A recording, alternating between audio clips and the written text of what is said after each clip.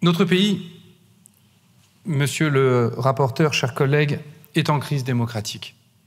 Les institutions sont de plus en plus rejetées. Les électeurs désertent les urnes. Même les élections qui suscitent plus d'intérêt, les élections présidentielles et municipales, voient la participation en baisse continue. La crise démocratique s'amplifie avec la certitude de plus en plus grande que se rendre aux urnes ne sert à rien. On vote, mais au fond, rien ne change. Et aucun des précédents scrutins ne peut donner tort à ceux qui pensent ainsi. François Hollande avait juré que son ennemi était la finance.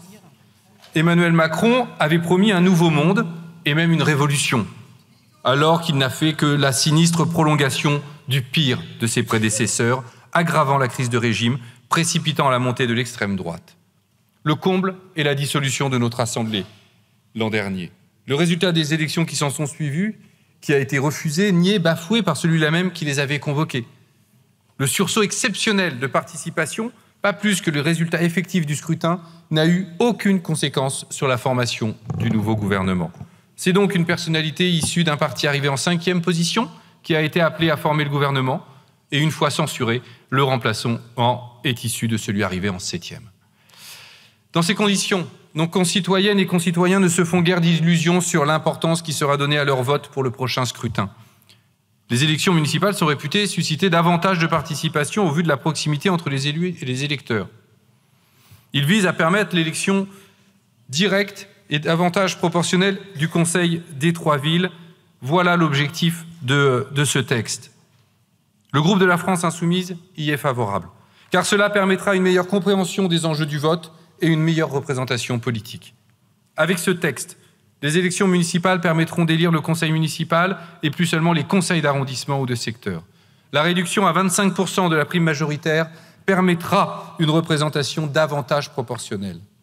Outre Paris, Lyon et Marseille, en avril dernier, nous avons voté l'instauration du scrutin proportionnel pour l'élection municipale dans les communes de moins de 1000 habitants, ainsi que l'application des règles de parité.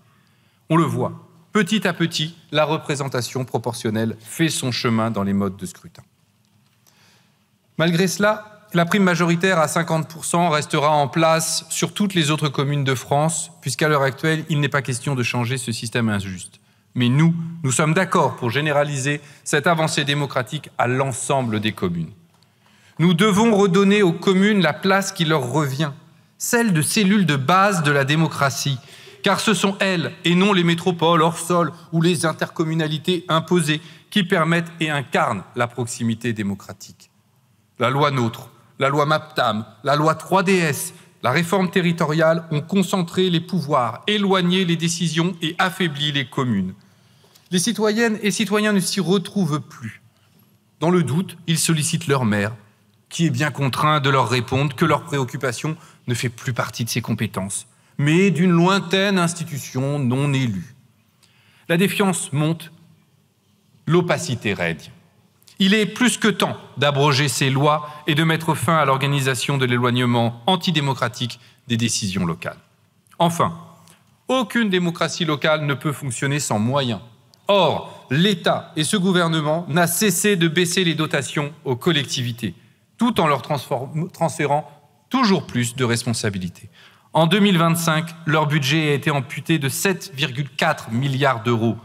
Nous exigeons le rétablissement des dotations à un niveau compatible avec les missions confiées. Ainsi, pour conclure, avec ces modestes avancées ne sont évidemment pas à la hauteur de la crise institutionnelle.